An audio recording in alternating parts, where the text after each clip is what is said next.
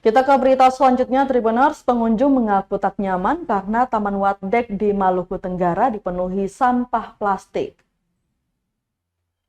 Taman Wadek yang berada di perbatasan wilayah administratif Kabupaten Maluku Tenggara atau Malra dan Kota Tual nampak tak terurus. Padahal kawasan ini merupakan salah satu ikonik Malra dengan tulisan I Love K. Tak jarang juga banyak pengunjung menyempatkan diri untuk mampir mengambil beberapa foto, apalagi saat matahari terbenam. Namun kini kondisinya memprihatinkan. Sampah plastik bertebaran sejauh mata memandang. Saat menuruni anak tangga taman, pengunjung langsung disapa dengan tumbuhan liar yang mulai meninggi, semakin mengindikasikan tanda-tanda taman ini terbengkalai. Sementara kemasan bekas makanan, botol dan gelas air mineral, bungkusan nasi, bahkan tas kresek dibuang begitu saja oleh pengunjung.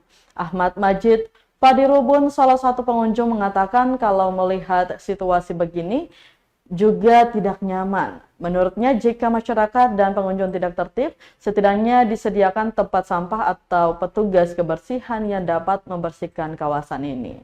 Dirinya menambahkan sebagai putra daerah setempat, prihatin melihat kondisi banyak taman yang dibangun namun tidak terurus.